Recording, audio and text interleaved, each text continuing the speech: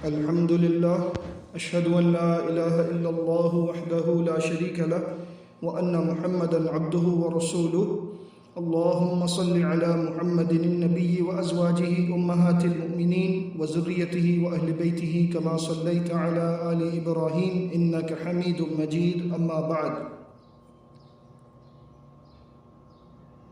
سلامتی کے راستے آپ کے سامنے حدیث معاذ بن جبل رضی اللہ تعالیٰ عنہ کی روشنی میں پیش کیے جا رہے ہیں، جو کہ ترمذی اور ابن ماجہ کے حوالے سے صحیح سند سے روایت موجود ہے. آپ کے سامنے حدیث پیش کی گئی تھی کہ معاذ بن جبل رضی اللہ تعالیٰ عنہ نے اللہ کے نبی صلی اللہ علیہ وسلم سے سوال کیا تھا ایسے اعمال کے متعلق جو جنت کے قریب کر دیں اور جہنم سے دور کر دیں. نبی صلی اللہ علیہ وسلم نے فرمایا کہ تم نے سوال بڑی بات کا پوچھا ہے، لیکن یہ عمل آسان ہے اس کے لیے جس کے لیے اللہ آسان کر دے. پھر نبی صلی اللہ علیہ وسلم نے فرمایا کہ وہ اعمال جو جنت کے قریب کر دیں گے اور جہنم سے دور کر دیں گے وہ یہ ہیں کہ تم اللہ کی عبادت کرو، اس کے ساتھ کسی کو اس کا شریک نہ ٹھہراؤ، نماز قائم کرو، زکوٰۃ دو، رمضان کے روزے رکھو اور بیت اللہ کا حج کرو. پھر فرمایا کہ میں تمہیں بھلائی کے دروازے یا بھلائی کے راستے نہ بتاؤں؟ فرمایا روزہ ڈھال ہے، صدقہ گناہوں کو ایسے بجھا دیتا ہے جس طرح پانی آگ کو بجھا دیتا ہے. پھر فرمایا آدمی رات کے وقت نماز ادا کرتا ہے، قیام اللیل، یہ بھی بھلائی کے راستوں میں سے ایک راستہ ہے. پھر آیت تلاوت فرمائی جس کا ترجمہ یہ ہے کہ وہ نیک لوگ جو اپنے بستروں سے دور رہتے ہیں، اپنے رب کو خوف اور امید کے ساتھ پکارتے ہیں اور جو ہم نے رزق دیا ہے اس میں سے خرچ کرتے ہیں، تو کوئی متنفس نہیں جانتا کہ جنت میں اس کے لیے آنکھوں کی ٹھنڈک کیسی کیسی تیار کر کے رکھی گئی. یہ ان اعمال کا بدلہ ہوگا جو وہ دنیا میں کیا کرتے تھے. یہاں تک آپ نے حدیث کو سنا تھا. اب ہم اس حدیث کو مکمل کرتے ہیں. اس کے بعد اللہ کے رسول صلی اللہ علیہ وسلم نے فرمایا الا اخبرک برأس الامر کلہ وعمودہ وذروۃ صنامہ، اے معاذ کیا میں تمہیں دین کی اصل، اس کے ستون اور اس کے کوہان کی بلندی کے متعلق خبر دوں؟ معاذ رضی اللہ تعالیٰ عنہ نے فرمایا بلا یا رسول اللہ، جی ہاں اللہ کے رسول صلی اللہ علیہ وسلم بالکل بتائیے. فرمایا رأس الامر الاسلام وعمودہ الصلاۃ وذروۃ صنامہ الجہاد. تو سن لو معاذ، تمام امور کی اصل اسلام ہے اور اس کا ستون نماز ہے اور اس کی چوٹی یا کوہان کی بلندی جہاد ہے. اس کے بعد اللہ کے رسول صلی اللہ علیہ وسلم نے فرمایا الا اخبرک بملاک ذلک کلہ، اے معاذ یہ ساری باتیں تم نے سن لی، اب میں کیا تمہیں ان تمام باتوں کا جس چیز پر دار و مدار ہے وہ نہ بتا دوں؟ یعنی یہ تمام معاملات، یہ تمام باتیں جو تمہیں بتائی گئی ہیں، ان تمام کا دار و مدار ایک چیز پر ہے، کیا میں تمہیں اس کی خبر دوں؟ قلت بلا یا نبی اللہ، میں نے کہا جی اللہ کے نبی صلی اللہ علیہ وسلم بالکل بتائیے. فأخذ بلسانہ، تو اس وقت اللہ کے نبی صلی اللہ علیہ وسلم نے اپنی زبان مبارک کو پکڑا. قال کف علیک ھذا، اور پھر فرمایا اس کو روک کر رکھنا، اس کو لگام دے کر رکھنا. فقلت یا نبی اللہ، میں نے کہا اے اللہ کے نبی صلی اللہ علیہ وسلم وَإِنَّا لَمُؤَاخَذُونَ بِمَا نَتَكَلَّمُ بِهِ، اے اللہ کے نبی صلی اللہ علیہ وسلم کیا ہماری پکڑ ان باتوں پر بھی ہوگی جو ہم کہتے ہیں؟ کیا ہمارے کلام پر بھی مواخذہ کیا جائے گا؟ اعمال جو ہم اپنے جسم سے کرتے ہیں ان کا مواخذہ تو اپنی جگہ، لیکن کیا زبان سے نکلنے والی باتوں پر بھی پکڑ ہونے والی ہے؟ فقال ثقلتک امک یا معاذ، نبی صلی اللہ علیہ وسلم نے فرمایا اے معاذ، تمہاری ماں تم کو گم پائے۔ یہ عرب کے ہاں مقولہ ہے، اس طرح سے کہا جاتا ہے تعجب کے وقت جب کسی کی کسی بات پر تعجب ہو تو کہا جاتا ہے کہ تمہاری ماں تم پر روئے، تمہاری ماں تمہیں گم پائے۔ اس کا مطلب یہ کوئی بد دعا نہیں ہے۔ دوبارہ وہی بات آ گئی کہ اہل عرب جب کچھ الفاظ استعمال کرتے ہیں تو ان کو انہی کے بتائے ہوئے طریقے کے مطابق سمجھنا چاہیے، نہ یہ کہ کوئی شخص اسے بد دعا بنا کر بیٹھ جائے اور کہے کہ نبی صلی اللہ علیہ وسلم نے نعوذ باللہ معاذ بن جبل کو اور ان کی والدہ کو بد دعا دی۔ ایسی کوئی بات نہیں ہے۔ پھر فرمایا نبی صلی اللہ علیہ وسلم نے هل يكب الناس في النار على وجوههم او على مناخرهم الا حصائد السنتهم هل يكب الناس في النار على وجوههم او على مناخرهم الا حصائد السنتهم۔ حدیث ان الفاظ کے ساتھ مکمل ہوتی ہے اے معاذ، لوگ اپنی زبانوں کے بڑھ کی وجہ سے ہی تو اوندھے منہ یا اپنی ناکوں کے بل جہنم میں ڈالے جائیں گے۔ کیا کوئی اور بھی چیز ہے زبان کی کھیتیوں کے علاوہ جس کی وجہ سے لوگ جہنم میں اوندھے منہ ڈالے جائیں گے؟ اس حدیث کو لکھنے کے بعد امام ترمذی رحمہ اللہ لکھتے ہیں ھذا حدیث حسن صحیح، کہ یہ حدیث حسن صحیح ہے۔ ابن ماجہ کتاب الفتن میں بھی موجود ہے، سند اس کی صحیح ہے۔ یہ حدیث معاذ آپ کے سامنے پیش کی گئی ہے۔ اب ہم اس میں پیش کردہ تمام باتوں پر غور و فکر کرتے ہیں، اس امید کے ساتھ کہ ہم اس حدیث کو سمجھ جائیں تو جو سلامتی کے راستے، سلامتی کے دروازے اس میں ہمیں بتائے گئے، جنت سے قریب کر دینے والے، جہنم سے دور کر دینے والے، ہم ان کو سمجھ سکیں اور سمجھ کر ان باتوں پر ہم عمل کر سکیں۔ حدیث کی ابتدا میں معاذ بن جبل رضی اللہ تعالی عنہ نے یہ بتایا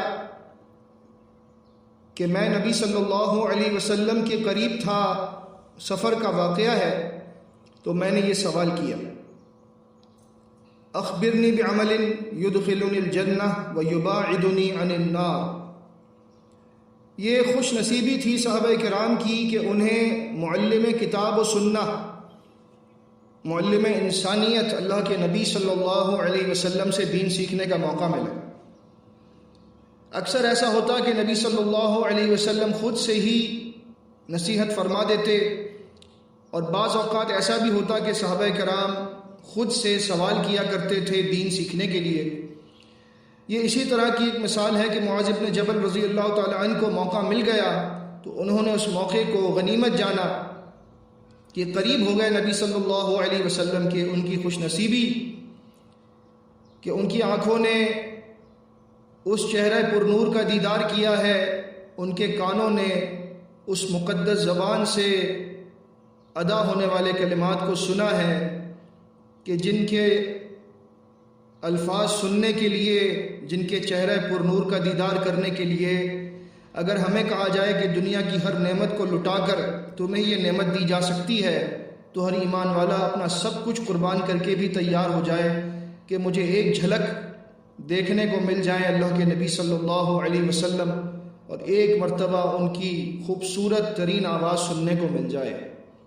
لیکن یہ سب کچھ دنیا میں رہ کر نہیں ہو سکتا، اس کے لیے ہمیں روز قیامت کا انتظار کرنا ہوگا۔ اللہ تعالی ہمیں ان خوش نصیب لوگوں میں شامل فرما دے جن کا دست شفقت، دست رحمت ہمیں اس طرح میسر آ جائے کہ نبی صلی اللہ علیہ وسلم کے دست مبارک سے ہم پیاسوں کو جب قیامت کے دن کی سخت ترین پیاس ہو اور اللہ کے نبی صلی اللہ علیہ وسلم کے ہاتھ سے حوض کوثر کا جام نصیب ہو جائے، اسی ایک پل کے لیے اور اسی وقت کے لیے ہر مسلم، ہر مومن اللہ سے دعائیں کرتا ہے کہ اس دن رفاقت نصیب ہو جائے اللہ کے نبی صلی اللہ علیہ وسلم کی۔ خیر، ہمارے پاس دنیا میں اللہ رب العزت نے یہ رحمت اور برکت تو رکھی ہے کہ اگرچہ ہم نے نبی صلی اللہ علیہ وسلم کو دیکھا نہیں، براہ راست نبی صلی اللہ علیہ وسلم کے الفاظ ہمارے کانوں تک براہ راست نہیں پہنچے، لیکن الحمدللہ قرآن ہم تک پوری حفاظت کے ساتھ پہنچا ہے، جیسا کہ آسمان سے نازل ہوا تھا، جیسا کہ نبی صلی اللہ علیہ وسلم نے اس کی تلاوت فرمائی تھی۔ احادیث ہم تک پہنچی ہیں بالکل اسی طرح جس طرح سے نبی صلی اللہ علیہ وسلم نے الفاظ کو بیان فرمایا تھا۔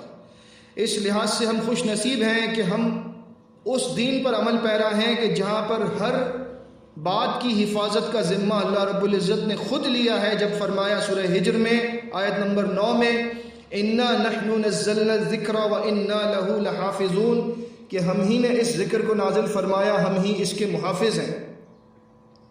کسی اور دین میں کسی اور نبی صلی اللہ علیہ وسلم کے علاوہ کسی اور نبی یا رسول کہ امتی ایسے نہیں گزرے، ان کے اصحاب ایسے نہیں گزرے جنہوں نے اپنے نبی اور رسول کی باتوں کو اس طرح سے محفوظ کیا ہو محمد الرسول اللہ صلی اللہ علیہ وسلم کے اصحاب کی طرح۔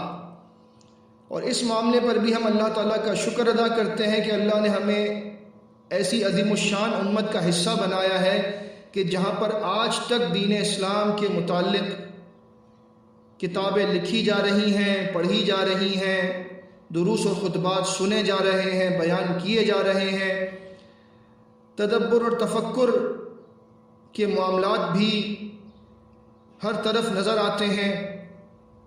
اس عظیم الشان امت کا حصہ اللہ رب العزت نے ہم گناہ گاروں کو بنایا ہے، اس پر ہم اللہ کا شکر ادا کرتے ہیں۔ پھر ہم اس بات کو آگے بڑھاتے ہیں، وہ کہتے ہیں کہ میں نے سوال کیا کہ مجھے ایسا عمل بتائیے، اخبرنی بعمل یدخلنی الجنہ ویباعدنی عن النار، جو مجھے جنت سے قریب کر دے اور جہنم سے دور کر دے۔ بڑا عظیم سوال ہے، اور گویا کہ ایک ہی سوال کے اندر سارا کا سارا دین اسلام سمو دیا گیا۔ نبی صلی اللہ علیہ وسلم نے جواب دیا، لقد سألتنی عن عظیم، سوال تم نے بہت بڑا کیا، وإنہ لیسیر، لیکن یہ ہے آسان۔ ویسے تو مشکل ہے لیکن ہے آسان۔ کس کے لیے؟ علی من یسرہ اللہ علیہ، اس کے لیے آسان ہے جس کے لیے اللہ رب العزت آسان کر دے۔ معلوم ہوا کہ کوئی بھی چیز اس وقت تک آسان نہیں ہو سکتی جب تک اللہ آسان نہ کر دے۔ معلوم ہوا کہ ہر چیز مشکل ہے سوائے اللہ کی مدد کے، لہٰذا کوئی بھی شخص اپنے کیے ہوئے نیک اعمال کے متعلق یہ نہ سوچے کہ میں یہ کر رہا ہوں، کیونکہ وہ کرنا بہت مشکل ہے، لیکن اللہ نے آسان کر دیا تو اسی کی توفیق ہے۔ یہاں پر میں آپ کے سامنے ایک مکی سورہ ہے سورۃ اللیل، وہ مکمل آپ کے سامنے پیش کر کے آج کا بیان ختم کرتا ہوں، پھر ہم اس حدیث پر مزید آگے گفتگو کریں گے انشاءاللہ تعالی۔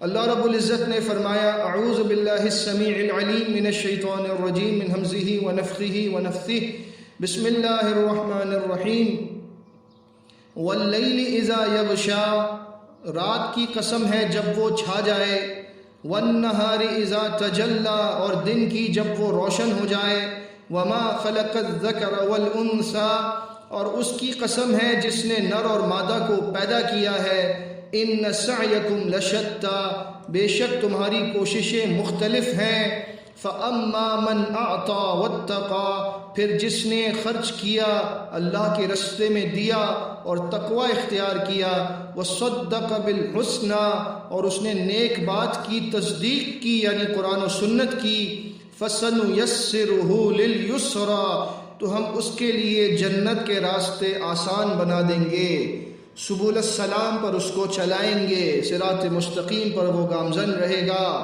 کون سا بندہ؟ جس نے خرچ کیا، تقوی اختیار کیا اور قرآن و سنت کی تصدیق کی، اپنے اعمال سے بھی ظاہر کیا کہ وہ ان کی تصدیق کرتا تھا۔ دوسری طرف وَأَمَّا مَنْ بَخِلَ وَاسْتَغْنَى، جس نے بخل کیا، کنجوسی کی، دینے سے ہاتھ روکا اور بے پرواہ رہا، یہ سمجھتا رہا کہ میرے پاس تو بہت مال ہے، میرا کوئی کیا بگاڑ لے گا، وَكَذَّبَ بِالْحُسْنَى، اور اس نے اپنے مال کے زعم میں، اپنی جمعیت کے زعم میں نیک بات کو جھٹلایا، قرآن و سنت کو جھٹلایا۔ نیک بات جب اس کو بتائی گئی تو اس نے اس سے روگردانی کی، تکبر کیا، فَسَنُيَسِّرُهُ لِلْعُسْرَىٰ، تو ہم اس کے لیے جہنم کی راہیں آسان کر دیں گے۔ جہنم میں جانے والے کام وہ بڑی آسانی سے کرنے لگے گا، اسے وہ کام برے نہیں لگیں گے یہاں تک کہ وہ جہنم میں پہنچ جائے گا۔ وَمَا يُغْنِي عَنْهُ مَالُهُ إِذَا تَرَدَّىٰ، اور اس کا مال اس کے کچھ بھی کام نہ آئے گا جب وہ جہنم کے گھڑے میں گر رہا ہوگا۔ إِنَّ عَلَيْنَا لَلْهُدَىٰ، بے شک ہمارے ذمے ہی راہ دکھانا ہے، ہدایت دینا ہے۔ وَإِنَّ لَنَا لَلْآخِرَةَ وَالْأُولَىٰ، اور بے شک ہمارے ہی اختیار میں آخرت بھی ہے اور دنیا بھی ہے۔ ہمارے قریب جو آیا اس کو آخرت بھی ملے گی، دنیا بھی ملے گی، جو ہم سے دور بھاگے گا نہ آخرت ملے گی نہ دنیا ملے گی۔ فَأَنذَرْتُكُمْ نَارًا تَلَظَّىٰ، بس میں نے تمہیں بھڑکتی ہوئی آگ سے ڈرا دیا ہے۔ لا يصلاها الا الاشقى، اس میں صرف وہی داخل ہوگا جو بڑا بدبخت اور بد نصیب ہے۔ الذي كذب وتولى، یعنی وہ جس نے حق بات کو جھٹلایا اور تکبر کے ساتھ اس نے منہ موڑا۔ وسيجنبها الاتقى، اس آگ سے وہی بچ سکتا ہے جو بڑا پرہیزگار ہے، متقی ہے۔ الذي يؤتي ماله يتزكى، جس نے اپنے مال کو خرچ کیا تاکہ وہ اس خرچ کرنے کے بدلے گناہوں سے پاک کر دیا جائے۔ وما لأحد عنده من نعمة تجزى، اور اس نے مال اس لیے خرچ نہیں کیا کہ بندوں پر احسان رکھ سکے، اس لیے خرچ نہیں کیا کہ گیو اینڈ ٹیک ہے کہ میں دوں گا تو کل مجھے ملے گا۔ صرف اللہ تعالیٰ کے راستے میں خرچ کرنے کی وجہ کیا تھی؟ إِلَّا ابْتِغَاءَ وَجْهِ رَبِّهِ الْأَعْلَىٰ، وہ تو صرف اپنے بلند و برتر رب کی خوشی کے لیے دیتا ہے، کسی پر احسان نہیں رکھتا، کسی کو باتیں نہیں سناتا، کسی کو تنگ نہیں کرتا، کسی کو ستاتا نہیں ہے۔ وَلَسَوْفَ يَرْضَىٰ، ایسا بندہ ان قریب خوش ہو جائے گا جب وہ اللہ رب العزت کے پاس پہنچے گا۔ اس مختصر سی صورت میں بہت ساری نصیحتیں ہمارے لیے موجود ہیں۔ ان نصیحتوں پر اور حدیث معاذ پر ہم گفتگو جاری رکھیں گے۔ اللہ تعالی ہمیں سمجھنے اور عمل کرنے کی توفیق عطا فرمائے۔ وما علینا الا البلاغ المبین۔ اقول قولی ھذا واستغفر